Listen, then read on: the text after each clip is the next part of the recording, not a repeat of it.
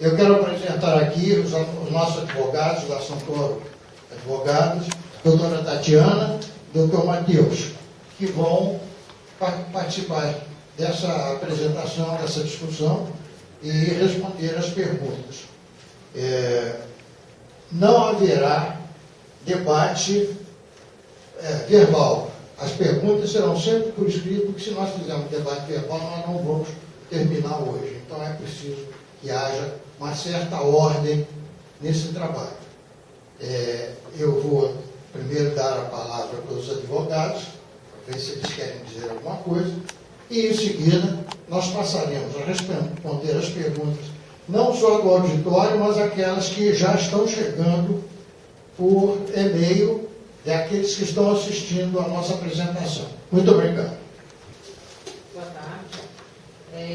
A gente teve a oportunidade de fazer outras apresentações aqui, né, responder alguns questionamentos, mas parece que ainda surgem muitas dúvidas, às vezes de alguns associados que não tiveram a oportunidade de participar, de ver a nossa apresentação, e até a gente fez uma reunião agora há pouco com a diretoria e foram passadas para a gente as perguntas que são mais frequentes, né, que são feitas para a diretoria da Ambev.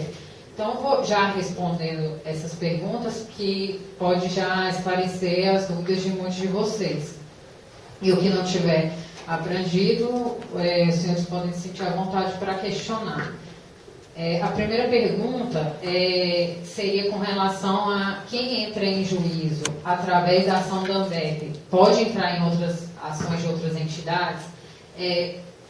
O que a gente tem orientado é que, se o objeto das ações forem diferentes, distintos, não há problema em participar de ambas as ações.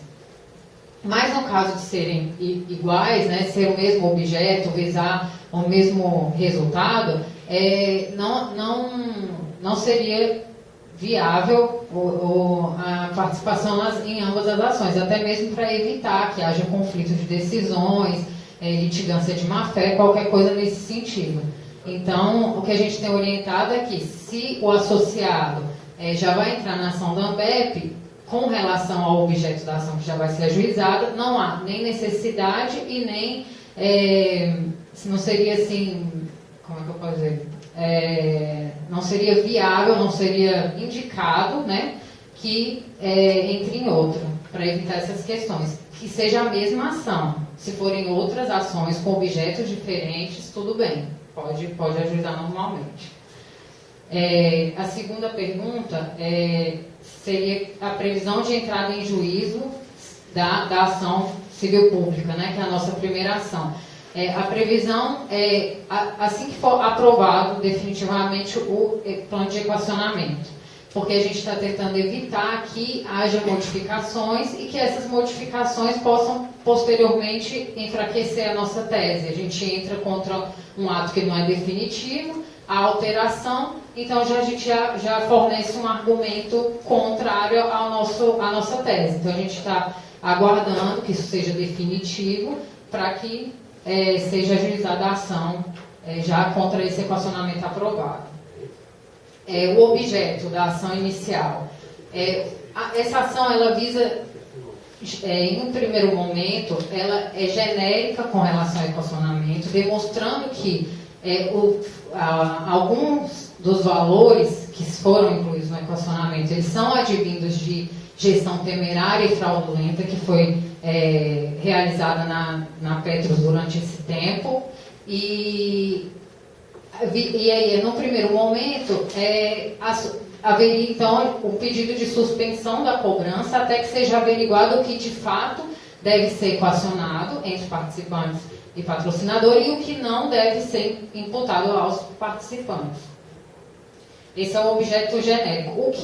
Qualquer questão mais específica que vier do equacionamento, que advir do equacionamento, pode ser objeto de ações acessórias. Mas o objetivo inicial é demonstrar que o equacionamento não pode prosseguir dessa forma, não pode se dar dessa forma. O início da cobrança não pode ser feito do modo como foi aprovado o equacionamento.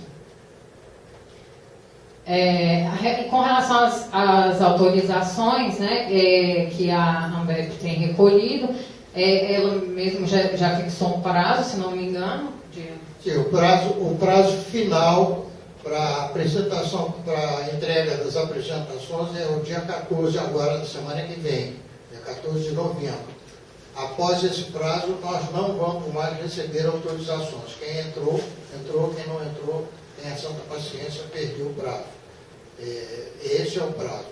Ainda dentro desse prazo, eventuais entradas de novos sócios serão aceitas, também dentro desse prazo. Depois não haverá mais possibilidade, porque nós temos que preparar a documentação para entregar aos advogados em tempo hábil eles entrarem com a nossa ação. O último questionamento já foi respondido, que é se haveria possibilidade de entrar na ação em data posterior, e não há. Né? Esse é o prazo final para apresentar as autorizações. Boa tarde a todos. Eu vou começar a ler, então, os questionamentos enviados por e-mail para que a gente possa responder. O primeiro colega aqui, ele pergunta se a Petrobras não deveria ser acionada como corresponsável por estes prejuízos juntos com as diretorias da Petros, uma vez que a Petrobras indica presidente e diretores da Petros e a diretoria segue orientações dela. Sim, os réus da nossa ação civil pública, que será ajuizada primeiro, são Petros, Petrobras e alguns beneficiários, os beneficiários e diretores, gestores relacionados a essa gestão fraudulenta e temerária que ocorreu, os beneficiários dessa gestão e os gestores.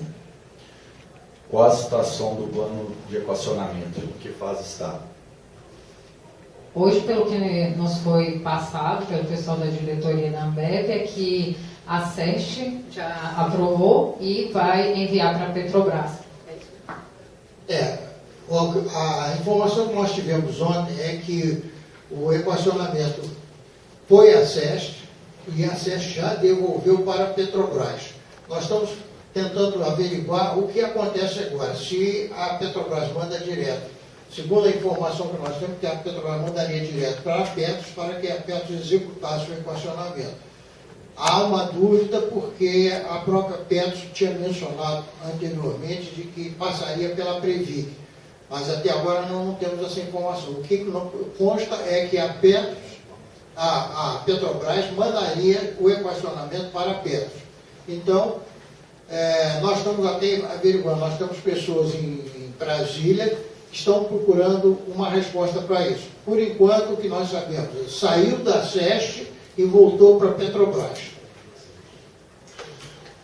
Os critérios do plano de equacionamento podem ser questionados em função das suas irregularidades? Sim, é isso que vai ser questionado. Os critérios, esses valores que foram incluídos de forma equivocada, que está sendo imputado aos participantes, esse é o objeto mesmo da ação.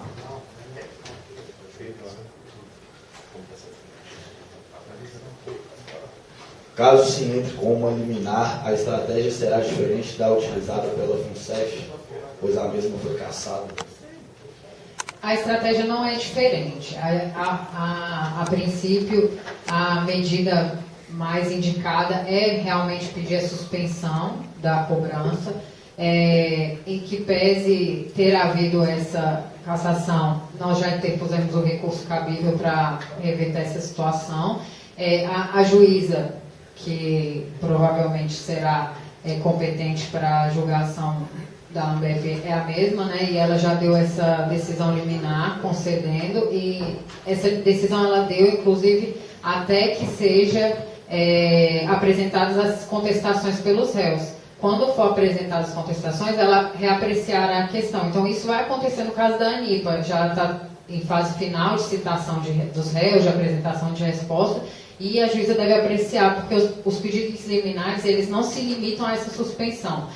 Há também pedido de bloqueio de bens, há pedido alternativo, no caso de subsidiário, no caso de não ser deferida essa suspensão, que seja, então, aplicado valor em títulos públicos. Então, há uma série de pedidos que não foram apreciados no primeiro momento por ela. O único que foi deferido da suspensão, e o desembargador ele também não foi cassado de forma definitiva. Houve uma concessão de efeito suspensivo ao recurso, que é para que essa decisão fique suspensa até que o recurso seja julgado. Então, também não é uma decisão definitiva. Então, a nossa tese inicial, nossa sugestão é que sejam feitos os pedidos dessa forma, porque seria o mais viável, que seja suspenso até que seja apurado, porque a juíza, no primeiro momento, vai analisar indícios, vai analisar se há indícios, né? Se há, ela vai suspender, ela não tem como já definir o que deve ser pago ou o que não deve ser pago. Isso é feito na instrução processual. Então, pode ser feita essa suspensão para que os associados da AMBEP não tenham prejuízo até que seja definido, né, esses valores que devem ou não ser imputados.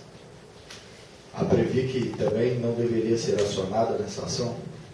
Essa pergunta também já foi feita. A gente está avaliando se seria o caso de entrar com alguma ação específica contra a Previc. Nessa primeira ação, a Previc não é ré, porque os fatos que estão sendo fundamento da nossa ação, não há, a Previc não figura como investigada. Então, nessa primeira ação, nesse primeiro momento, ela não é ré, mas a gente já está analisando a possibilidade de ajuizar alguma ação específica contra a Previc também. Podemos cobrar da Petros a entrega dos resultados de todas as suas auditorias internas? Isso até são requerimentos que a gente pode fazer extrajudicialmente, né, pleiteando, ou no caso de negativa, a gente fez, inclusive, alguns pedidos com relação à FUNCEF, e a gente teve os pedidos negados. A gente pode tomar alguma medida dentro da ação, pedir para que o juiz determine a apresentação dos documentos. São realmente esses documentos, os que a gente já tem e os que a Petros pode apresentar que ainda não foram divulgados, que vão fundamentar a nossa ação, né? Então, há possibilidade de fazer esse pedido, extrajudicial ou mesmo no curso da ação, na instrução processual. Existirão ações secundárias? Estão cobertas no atual contrato? Qual o escopo das mesmas? Sim, o contrato que foi celebrado com a AMBEP, ele é genérico para discutir o equacionamento. Então, todos os fatos que advêm, todos os questionamentos que advêm do equacionamento de interesse da AMBEP como um todo, estão abrangidos. Quais serão os objetos dessas ações secundárias ainda serão avaliados, né? Diante da ação inicial, genérica, nós iremos avaliar quais são as questões específicas que devem ser abrangidas separadamente. A ação buscará ressarcimento dos prejuízos causados a Petros pelos responsáveis, quer sejam pessoas físicas ou entidades jurídicas? Sim, esse é o objetivo. Que haja esse ressarcimento e que não seja imputado aos participantes equacionamento de déficit que não advém de questões conjunturais, né, advém de gestão fraudulenta. A ação responsabilizará a Petrobras pela situação atual da Petros em função da indicação de seus desastrosos gestores? Sim, como eu já afirmei inicialmente, a Petros é na ação também. A ação cobrará da atual diretoria Petros a cobrança da dívida existente com a Petrobras? Não, a atual diretoria não é ré na ação, porque os atos de gestão que são questionados são atos anteriores a essa diretoria. Dúvida agora do colega Soitiro Miyagi. Solicito informar se na ação a ser impetrada contra o plano de equacionamento será questionada a forma como o desconto está sendo aplicado, com a tabela progressiva, diferenciando os percentuais dos participantes e assistidos. Esse questionamento, ele não será feito na primeira ação. A primeira ação, ela visa demonstrar, de uma forma geral, que o equacionamento não pode ser imputado integralmente aos participantes e assistidos, os fatos de gestão temerária e fraudulenta nos fundos de pensão são fatos notórios, evidentes. Então, essa ação ela visa demonstrar que, diante desses fatos que estão evidentes, inclusive na mídia nacional, essa cobrança não pode ser feita dessa forma. Então, a gente tem...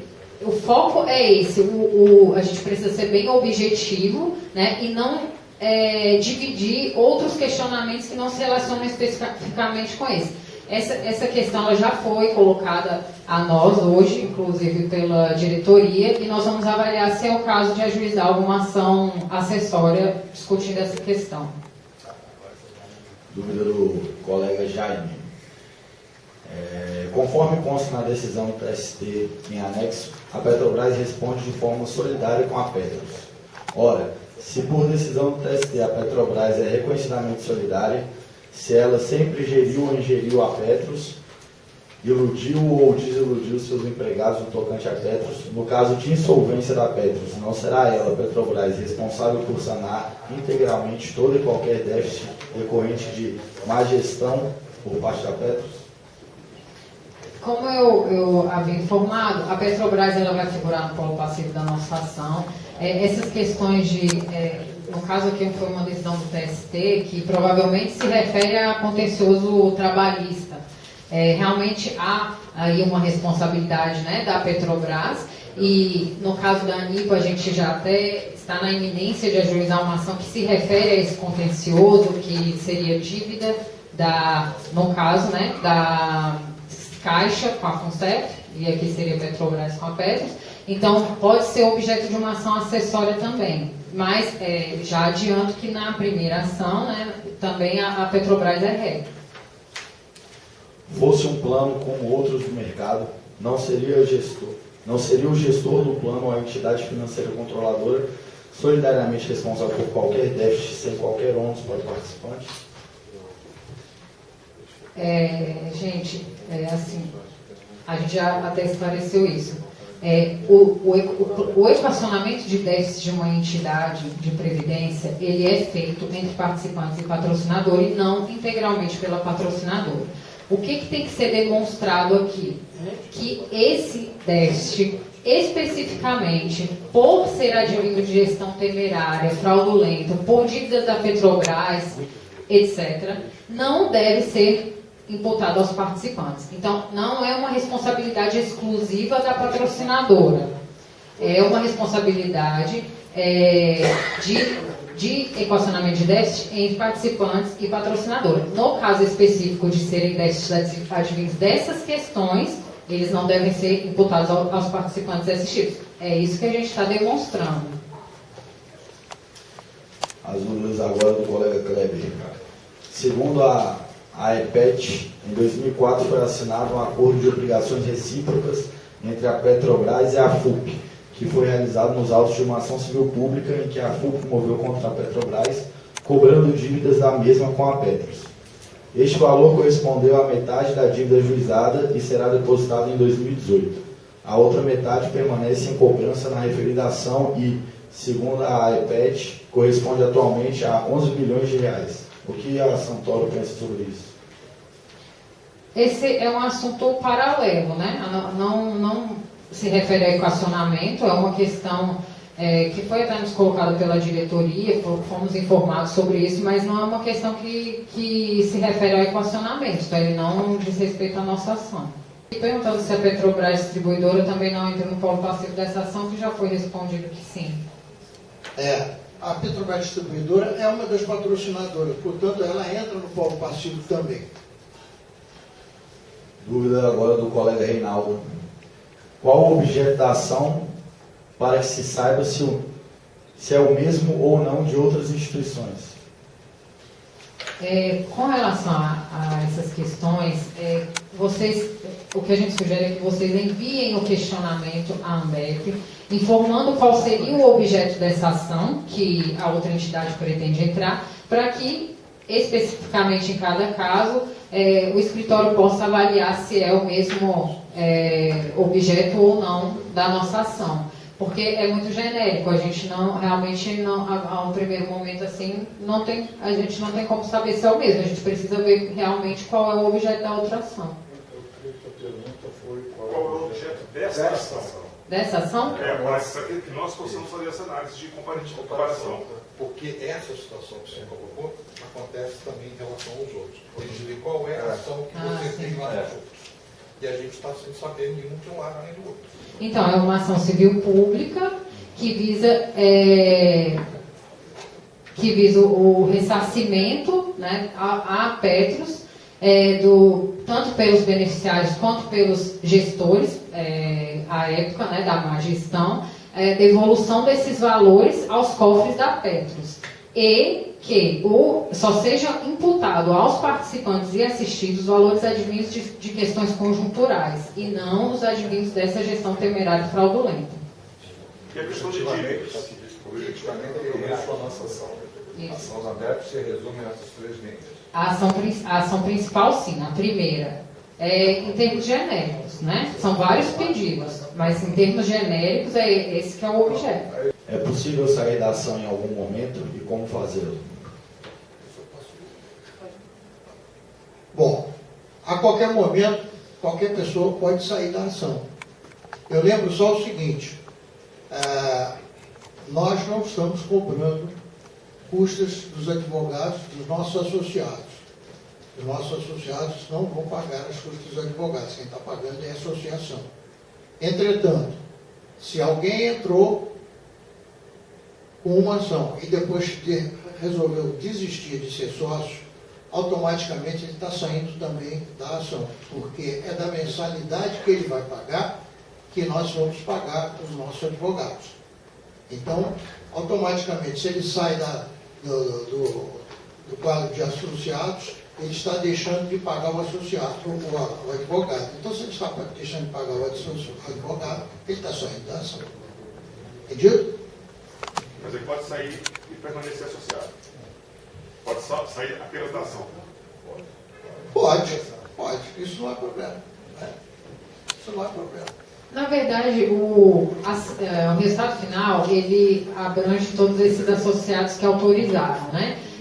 As execuções são feitas individualmente. Em todos os casos de associações é dessa forma. Então, o associado que, porventura, né, se mantém associado, mas não quer executar a sentença, o título executivo, tudo bem. Você está me atrapalhando na posição de alugar, só escrever sua pergunta, eu entendi. Diz todo respeito ao que está dizendo. Porque a questão de poder sair tem a ver com litigância. Como é? A pergunta de poder sair tem a ver com a eventual litigância de má-fé, com a eventual redundância que não se sabe hoje, só lá na frente. Por isso o motivo da pergunta. Mas eu já expliquei. Sair você pode sair. Se você for sócio de sair, deixar de ser sócio, você deixa de pagar o advogado. Então, deixando de pagar o advogado, você também saiu da ação. Perfeito. É só para não contestar a questão da execução. O problema pode se dar antes da execução. Para evitar litigância, a pessoa talvez queira sair antes. Tá bom. Perfeito. Ok. Obrigado.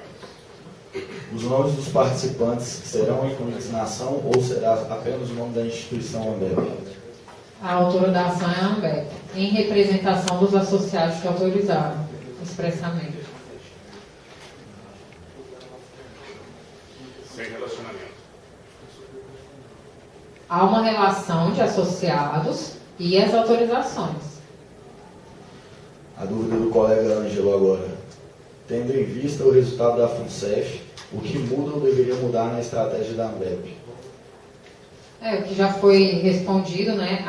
O pedido é o mesmo para suspensão. E no caso eu vejo que realmente é uma preocupação, porque houve esse precedente da ANIPA, mas como eu informei, não é uma decisão definitiva, né? Foi apenas uma concessão de efeito suspensivo ao recurso, então somente até o julgamento final do recurso, não é nem até o julgamento final do processo. Então, é uma preocupação que acredito que não precise ser tão objeto de tanta, essa questão não precisa ser objeto de tanta preocupação, porque realmente não foi uma decisão definitiva e o fundamento do desembargador foi realmente que foi para que não haja um prejuízo ao plano, mas a gente está mostrando que isso não acontece nesse caso de suspensão, até porque a suspensão não é por um período indeterminado, a juíza determinou exatamente. Então, os pedidos são mesmo porque o escritório avalia que essa ainda é a melhor estratégia, o melhor pedido mesmo. A Petrobras não deveria ser questionada pelo não pagamento das dívidas com a Petro? Essa questão da dívida é o que a gente havia explicado, que é uma ação acessória, que pode ser objeto de uma ação acessória. Nessa primeira ação, os termos são genéricos relacionados à gestão mesmo temerária e fraudulenta.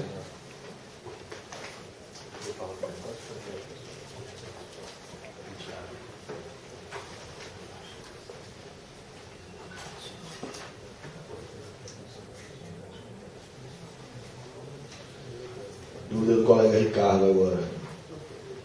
Pela lei de acesso à informação,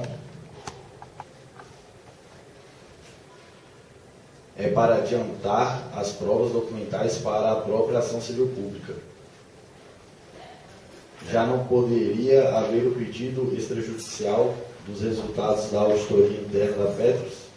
Em caso de negativo, já poderia ser promovida uma ação nesse sentido?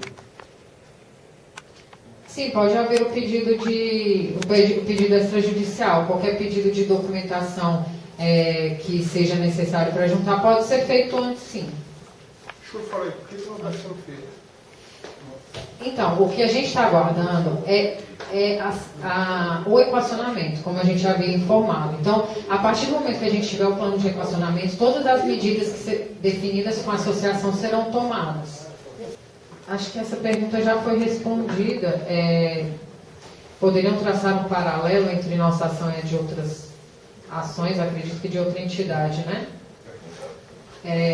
Que foi aquilo que eu informei, assim, de uma forma geral, que eu acabei de falar, né? Qual é o objeto da nossa ação. Algumas questões aqui podem ser objeto de outros, por exemplo, dívidas da Petrobras com a Petros, mas não é objeto dessa primeira ação. Caso algum associado tenha interesse em entrar nessas ações de outras associações que discutam essas outras questões, que sejam como será acompanhar a devolução da entrada de dinheiro novo na Petros, algumas outras questões que foram colocadas, ela não tem conflito com a nossa. Na verdade, o mais importante é verificar se não há conflito, né? Se não há conflito. E nesse caso aqui não há. Dúvida do colega Valdir. Os conselheiros levantaram que os investimentos fraudulentos temerários correspondem em torno de 8% do valor do equacionamento. Portanto, o reconhecimento do débito da Petrobras com a Petros seria muito mais significativo. Não seria mais lógico priorizar o reconhecimento do débito por parte da Petrobras? Foi o que a gente explicou, que essa seria uma ação acessória porque os fatos são notórios de que houve uma gestão temerária e fraudulenta.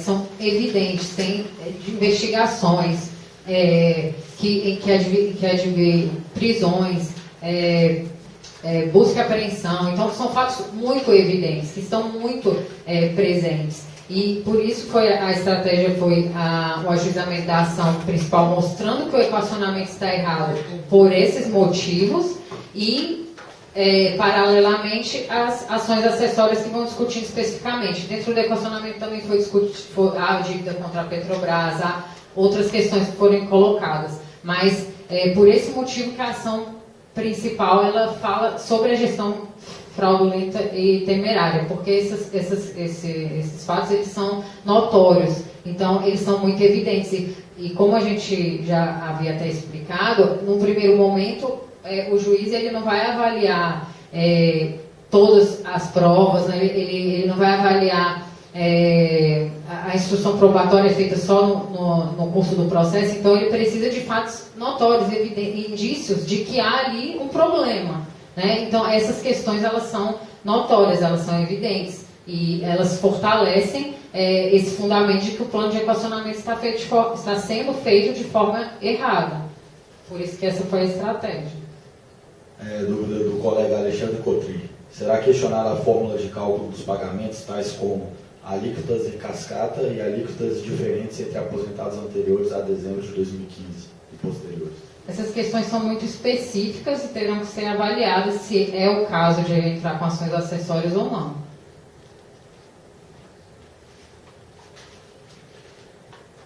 Dúvida da colega Sandra: posso entrar com a ação referente ao equacionamento do déficit da Petros em mais de uma associação? Eu já fui respondida várias vezes aqui.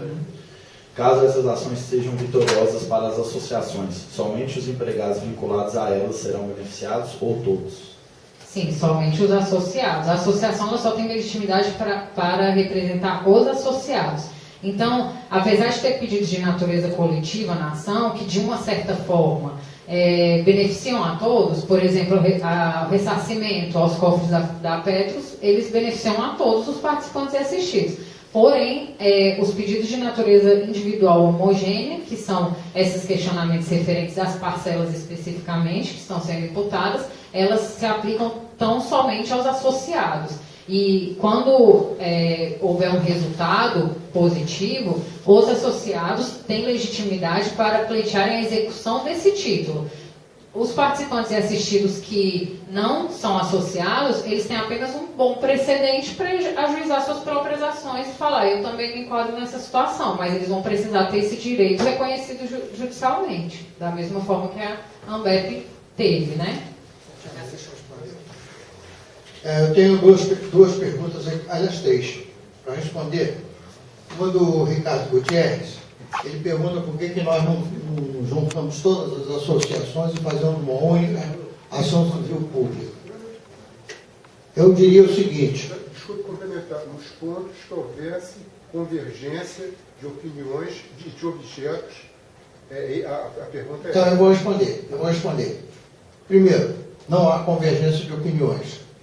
Se você juntar os advogados das diversas entidades aqui e falar sobre o que eles pretendem fazer, cada um vai trazer uma opinião. Cada um vai achar que deve fazer de uma maneira diferente. Essa é a primeira coisa. Segundo, não convém que a gente coloque todos os ovos na mesma cesta. Porque se essa cesta cair e quebrar os ovos todos, nós não vamos poder fazer uma omelete. Então, é bom que haja até ações diferentes. Porque se uma perder, a outra pode ganhar. E no final, beneficia todo mundo. Esta é a razão pela qual não se faz uma ação única. Data vênia aqui dos nossos advogados. Então, eu estou tentando responder isso a você. Como a ABEP se posiciona em relação à cobrança? É do Gilberto Bettentegani. Isso nós já dissemos, acabamos de falar aí no objetivo da nossa ação. Vai admitir que devemos algo e negociar a redução? Sempre nós vamos ter alguma coisa. Eu venho dizendo em todas as palestras, em todas as conversas que nós temos tido, que alguma coisa sim nós vamos ter que pagar. Não é não pagar nada, mas temos que pagar alguma coisa sim, porque é de lei. Alguma coisa relacionada com a conjuntura econômica, que não deu rendimento das aplicações de acordo com o que se esperava. Isso nós vamos ter que repor. Mas o que nós não pretendemos repor é aquilo que é oriundo de gestão fraudulenta, de gestão temerária, de dívidas das patrocinadoras para com o fundo. Isso nós não pretendemos pagar. É essa a discussão. Então eu estou respondendo a ele, mas passando para você. O grupo dito pela ANBEP vai pleitear o que no jurídico? Acabamos de dizer. Qual o pedido básico? Já acabamos de dizer. No caso da cobrança ser implantada de maneira unilateral por parte da Petros, sem uma decisão judicial favorável a ela deste direito, a ANBEP pensa em adotar medidas judiciais para impedir a cobrança. Nós já vamos começar com essas medidas. A primeira ação já começa a tratar disso. Todas as ações serão nominais ou pela ANBEP. Acabamos de dizer que a ANBEP é a autora da ação em benefício dos seus associados que deram autorização. Se eu estiver errado, eu corrijo. Em caso de nossos ideais serem os mesmos, como fazer para me associar a esse grupo? Sem mais, agradeço a tempo. Bom, a associação ele pode se associar à ANBEP até o dia 14. Para isso, ele deve procurar uma das nossas representações, a mais próxima dele, e apresentar a documentação para isso. Obrigado. Dúvida do colega. Dúvida do colega Augusto Castro. Perguntas. A ação judicial vai questionar apenas a separação entre o prejuízo por gestão fraudulenta e risco financeiro? A ação principal tem esse objeto, mas como nós informamos, dívidas da Petrobras com a Petros, essas outras questões serão abrangidas por ações acessórias. E quanto à auditoria no desequilíbrio autorial, ou seja, o valor do déficit é o mesmo, o valor do déficit é o mesmo declarado? Isso será analisado também na perícia que será feita na ação. E quanto à dívida da Petros com a Petrobras? Da Petrobras com a Petros? Acabei de responder. E quanto à determinação de percentual de desconto e prazo para pagamento do débito? Essa questão a gente também já respondeu, que foi se seria discutido esses percentuais que estão sendo descontados, e que a gente teria que avaliar também se seria objeto de uma ação acessória. Essa é a dúvida do Abdul Gabin. Na primeira conferência, vocês informaram que as ações da Ambev não contemplariam as dívidas da patrocinadora com a Petros. Hoje, o portal da Ambev informa que a ação dela contemplará as dívidas da patrocinadora. A Petros informa que todas as obrigações reconhecidas pela Petrobras foram cobradas administrativamente. Destacamos que a Petros só pode cobrar da patrocinadora obrigações que sejam reconhecidas pela patrocinadora ou pela Justiça. Então, pergunto, que dívidas serão cobradas?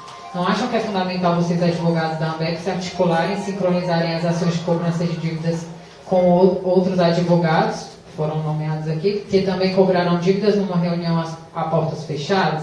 Não se trata de abrir estratégias, e sim de definir objetos para não haver conflitos ou prejuízos. Com relação à primeira pergunta, que dívidas serão cobradas, como nessa ação principal nós questionamos o equacionamento, e vai ser feita uma perícia para apurar, né, esse déficit. O que advém desse déficit, como dívidas da Petrobras, essas outras questões, serão questionadas nas outras ações. Quais dívidas serão avaliadas no momento em que for ajuizada essa ação? Como já houve algumas que foram informadas para o escritório de contencioso, trabalhista e outras questões. Com relação à reunião com outros advogados, até foi sugerido, né, pela diretoria, a gente ainda não teve a oportunidade, mas se for verificado que seja necessária essa reunião, o escritório não se opõe a fazer. Né, mas o mais importante é realmente que não haja conflito aí, porque acredito que o objetivo de todos os advogados que representam essas outras associações, se não me engano, esses dois advogados representam algumas entidades também, né, é de defender o direito dos participantes e assistidos que são filiados a essas entidades. Então, acredito que não seja muito difícil haver um conflito aí, porque todos estão em prol de uma mesma causa, né, que é não evitar que esses valores que não devem ser equacionados dessa forma sejam imputados aos participantes e assistidos, mas cada um no limite das suas entidades, das suas representações. Dúvida do colega Adilson. Há precedente positivo em relação à ação da outra fértil em face da Petros, com concessão de tutela antecipada. Indago se esse escritório, nesta ação proposta, vai se valer dos fundamentos ali contidos. É uma questão específica também, né, que tem que ser avaliada para ver se realmente se aplica aí, no caso do equacionamento ou não. Tem que ser verificada especificamente.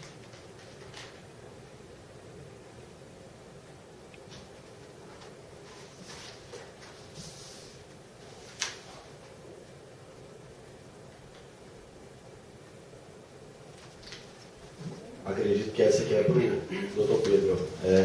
Estamos com um associado aqui, o senhor Jordão, que gostaria de saber se a informação que ele obteve sobre o plano de equacionamento não ser mais enviado à Previc para aprovação, e somente para SEST, é verdade? Eu acabei de esclarecer isso aqui. Nós tivemos uma informação ontem de que a SEST devolveu o plano de equacionamento para a Petrobras. Qual a sequência a partir daí, nós não sabemos. Acha-se, a informação que nós tivemos, que não é ainda oficial, é que a Petrobras estaria encaminhando para a Petros para fazer a execução do plano. Entretanto, a própria Petros, existe aí uma certa dúvida, porque a Petros, no seu portal, em algum lugar, ela já explicou que passaria pela Previc novamente. Entretanto, nós não temos essa informação. O que nós sabemos é que a SESC devolveu o plano para a Petrobras e a Petrobras provavelmente vai encaminhar para a Petros. Agora, daí para frente, nós não temos informação. Nós temos alguns associados nossos que estão trabalhando nisso, lá em Brasília, estão procurando um levantamento para saber o que é que tem. Nós não temos essa informação ainda. Então, logo a gente tenha, a gente provavelmente vai colocar no nosso portal. Isso seria a ideia nossa. E eu quero aproveitar então, agradecer a todos a presença e aqueles que nos assistiram pela internet também, e informar que até o dia 14 nós estamos ainda recebendo as adesões, as autorizações e eventuais admissões de sócios novos. Depois disso, está fechado, não vai ter mais, porque nós já conversamos com os advogados e nós temos que manipular todo esse material para entregar a eles em tempo hábil para que eles entrem com a ação na hora oportuna. Muito obrigado a todos.